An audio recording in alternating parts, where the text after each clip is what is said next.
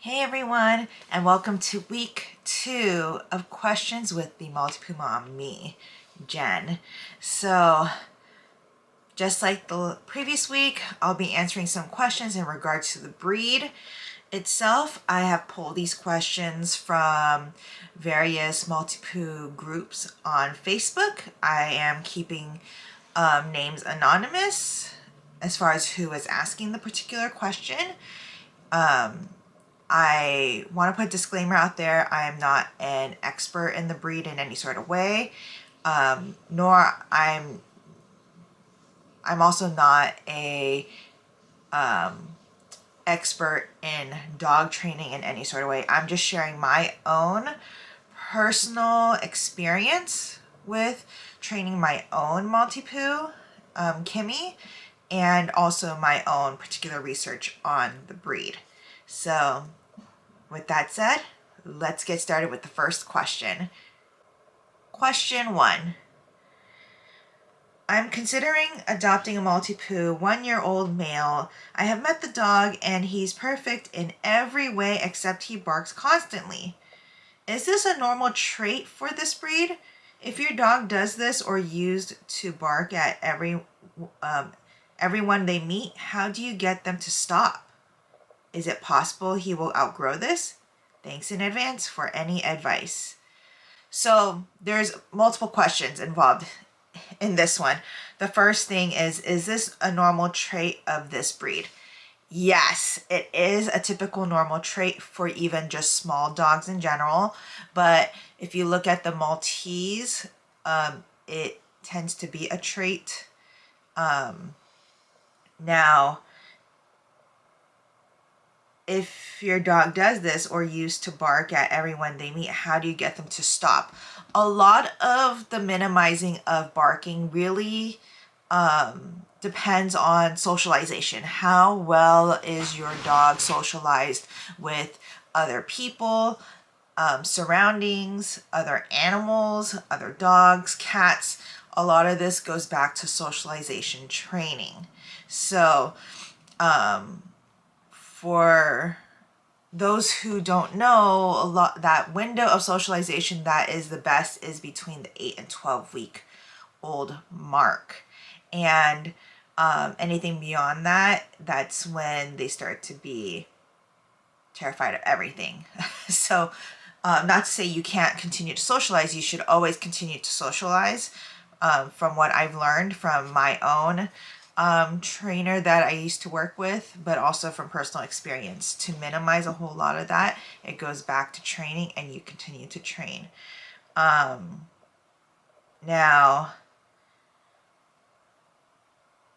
is it possible he will outgrow this? I wouldn't want to say outgrowing is the answer. It goes back to training. Training never ends. So socialization, continue that. Even if your puppy is an adult, you can still go and socialize, and that should help minimize the barking. Now, again, typical of the small dog breed, of barking. Like my Kimmy doubles as TSA inspections of bags and barks at UPS, FedEx trucks that pass by the house. So she is pretty much like that. Question 2. How often do you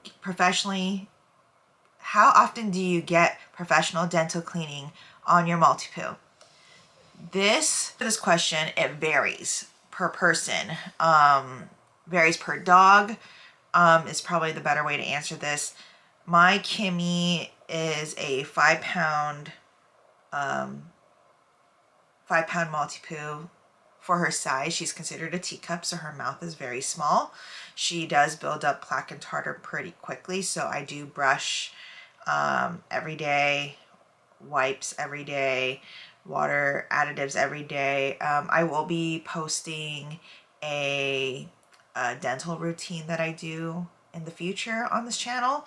But to answer this question, For me personally, I do a dental cleaning on my Maltipoo, or at least I get her, I set up an appointment for her to get a dental cleaning once a year. So once a year she gets a dental clean. Some Maltipoos, depending on the size of mouth and other variables, you could probably get away with once every other year. It just varies depending on the breed itself, on how you care for your dog. Question 3. Asking for help here. My 14-week-old girl keeps biting or snapping at me, threatening to bite. She no longer chomps down but mouths. I am having a rough time of it.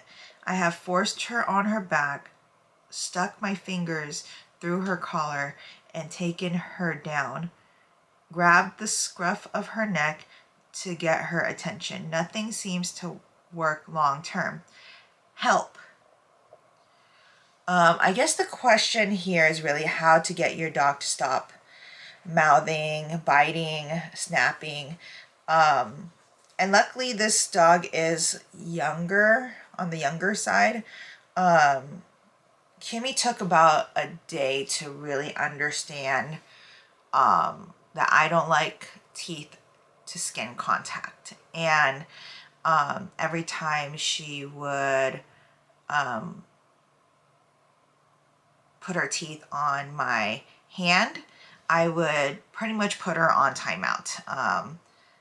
And the way I would do that is if when she did that, I'd say, too bad. And then she was so small she couldn't jump on furniture at the time, so I removed myself from play and sat on a high chair for about 30 seconds to a minute.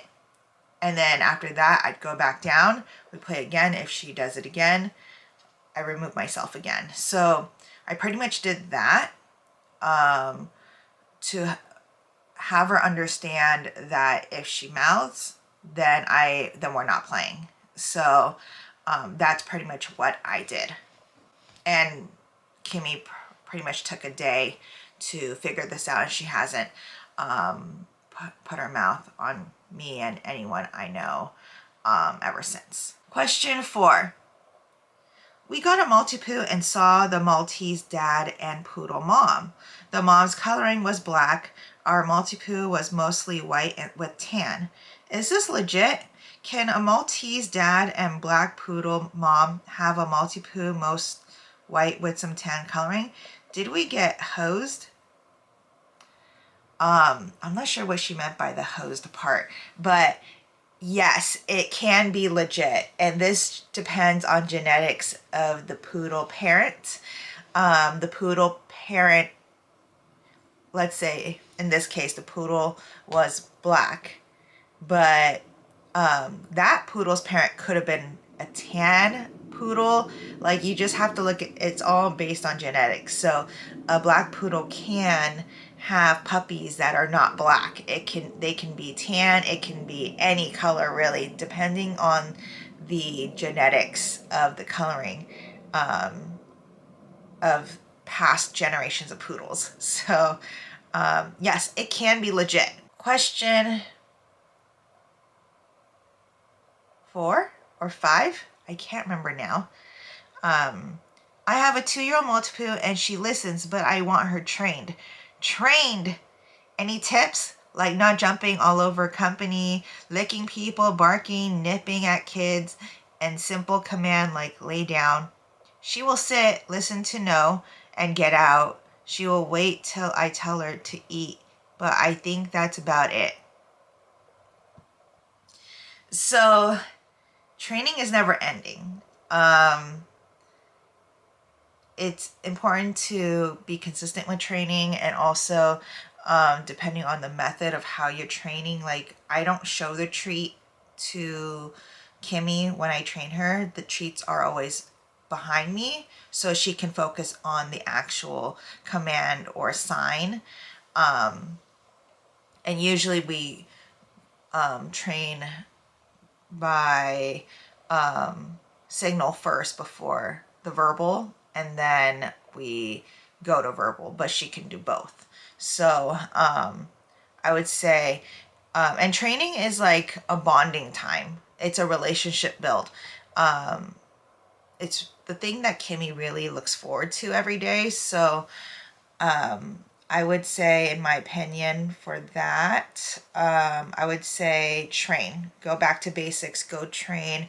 Train to not jump on company. Like, there are ways to do that. And licking people, like if it's licking people, I would probably use the timeout or some other form of, or other training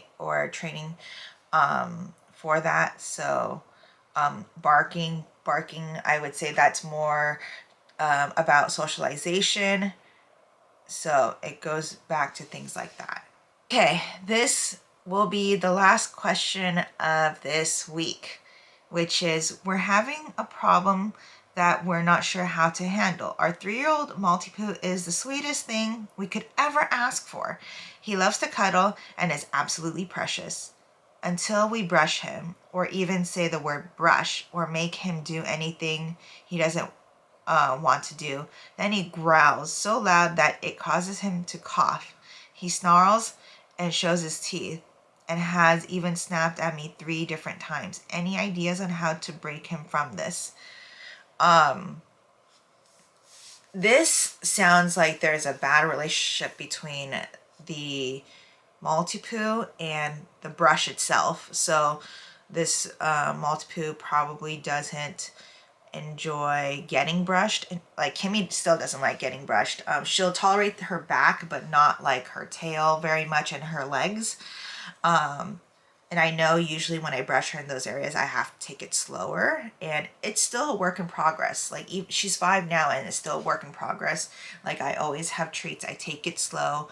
I go back to training where I will get the brush, and I usually just have a sucker brush. I tap, and if my dog is fine, I give them a treat, and then I do it again. I do it on different body parts, and then once they're fine with that, I usually will do a little swipe and then give them a treat if they're fine. If they are reacting, then I take it even slower. Like, I might take a few days to introduce the brush, without having to do any brushing, but make sure to have treats, and high value treats for that matter. I think there's definitely a bad relationship between the brush and the Maltipoo, so I would say go back to training to break out of that.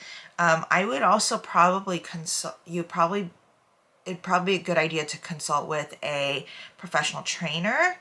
Now, the kind of trainer I would recommend is a fear-free certified trainer. If you can find one in the area, they might be able to give some tips and tricks on that.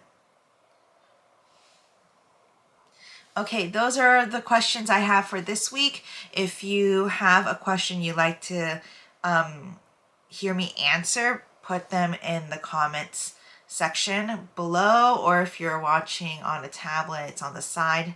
And you never know, it will come up in a future video. And I'll see you guys all next time. Bye.